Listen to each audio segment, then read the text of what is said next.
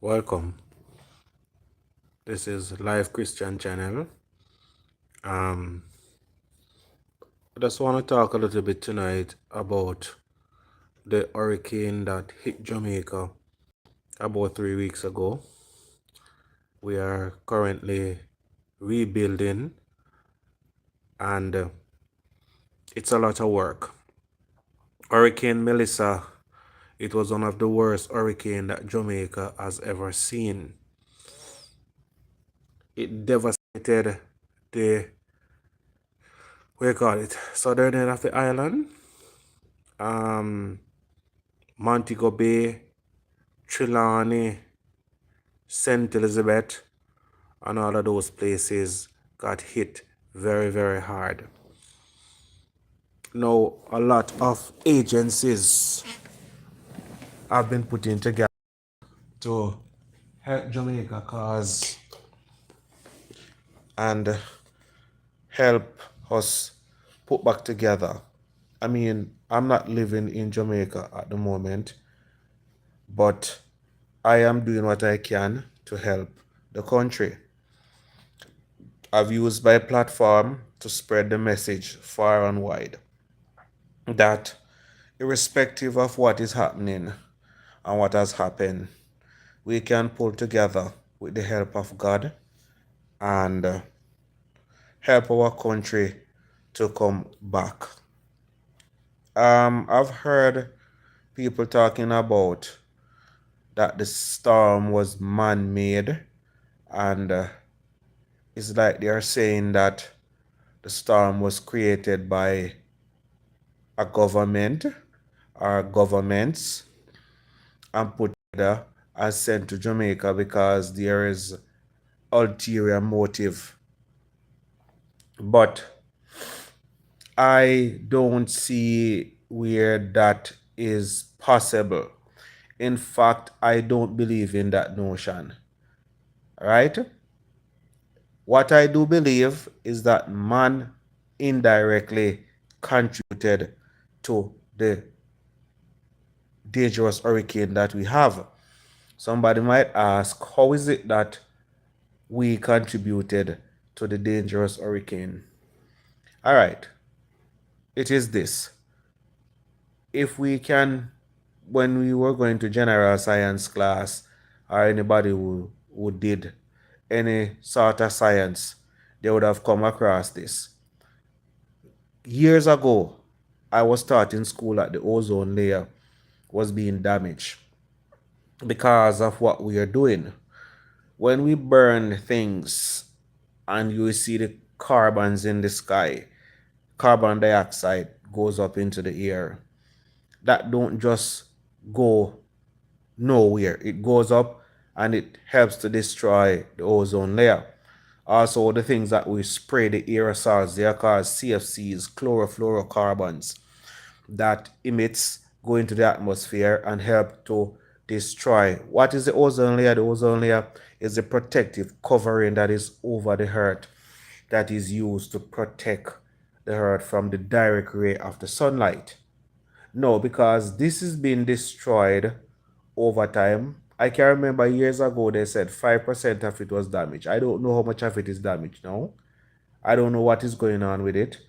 But as a result of that damage that was done, the direct ray of the sunlight is passing through it, and it is heating up the water and heating up the land. So because the water is so hot, then it gives rise to these dangerous hurricanes, because hurricanes are formed because of the heat of the water, and I think the heat of the atmospheric pressure. So the two of them come together and form these dangerous hurricanes. So basically, if we stop destroying Mother Earth, then maybe we would see some amount of change if we stop doing these things, what we are doing. We are destroying the earth that God gave to us. And as a result of that, I believe Mother Earth is crying out to say, listen, you need to stop doing this. Some of the places in Jamaica that is underwater right now or flood out. There's a part in the Bible that the Bible tells us that over time the sea shall take back its course and the river shall take back its course. I don't remember right now, word for word, but I know it is in there. So some of these places that they build houses it is like old riverbed that they thought that the river wouldn't run there anymore. But it takes a shower and it takes showers like what Melissa brought to reopen those channels back.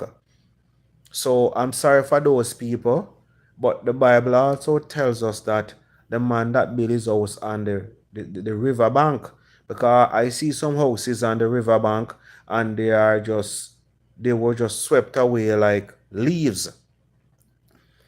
Personally, I would not have built my house on a river bank because in my head, I am thinking because some of these people would have seen flooding already and would have seen water gushing down some of these banks. All right. So we have to learn a lot of things from this hurricane. Although some of it might be negative, what we saw, we have to turn it around to be positive because I think God is showing us a sign that, look here, this could have been worse. And I know we're talking about rebuilding Jamaica. Jamaica is like, the pictures that I saw is like a bomb went off in Jamaica. So I am saying that, and I've seen a lot of people. I've seen, Shaggy, I've seen Usain Bolt, I've seen Tia and Tina Clayton, I have seen Asafa Powell. I know what's his name? Noel Lyles and his wife or his fiance sent back, donations to help the country. And so I am happy that those donations are coming through because really and truly we need it. Jamaica is in a bad position right now and it is in a bad state. Very, very, very bad state. So I am calling on other people, right around the world. And I'm also more calling on the Jamaican government, Honorable Andrew Holness. I know his hand is full now. Hands are full. There are so many things that is going on. But sir, I just want to ask you to make it a priority that people get food before they start turning on each other. Because I've seen some videos that things they're, I don't know if they can't get there by land. The things are falling from the skies, they're being lowered down by helicopter. And I see these people running and rushing, but I don't think that is right because when a man is hungry, and he thinks that you took his case of water, you will find killing. I will find, people, fighting, getting into fights because of these things. So I really think that you should try, sir, and get some of these roads clear. If it's be that you have money, you got money from people, rent some of these um heavy equipment from Kingston, from some of these companies and take them down there and have them work and clear the road so that food can get inside here. Because the longer we wait and these people are without food, I think is the more dangerous it becomes because there's a song that says a hungry man is a hand, the rain a fall but the food not enough. And I know when you're hungry, there's nothing else can fill that can fill that void. So I am saying to the powers that be that we really need some help. Not only that, I am aware that the Caribbean itself on a whole was affected. All right, like Haiti, Cuba, but I think Jamaica was the worst of them all, or is the worst of them all. So this is why I'm appealing more for Jamaica that we need help. We need aid, like generators. People are still without light and power, and therefore they cannot contact each other. Because I was calling my brother, and I do not know what happened to his phone. I'm not getting through to him up until now. have not gotten through to him. So they need some generators. They need, like food items. They need water. I think they need bedding because most of the beds would have been destroyed. They need bedding and all, things like those. Because at the end of the day, you know, being a human matters. So I'm saying you have it and you can help. All right. This is why I'm using my platform to send out the message. I've used all my channel in getting this message to people that Jamaica need help. I don't have the physical cash to send, but I'm doing my part in sending out the message that Jamaica really need help. I really need assistance at this moment because, you know, it is bad. I saw a video this evening that nearly brought tears to my eyes. I saw this lady, this man, he didn't have any food to eat and he was just curled up in a corner. That man, probably about 70 odd years old, and the lady was taking his blood pressure. And that thing rocked my brain.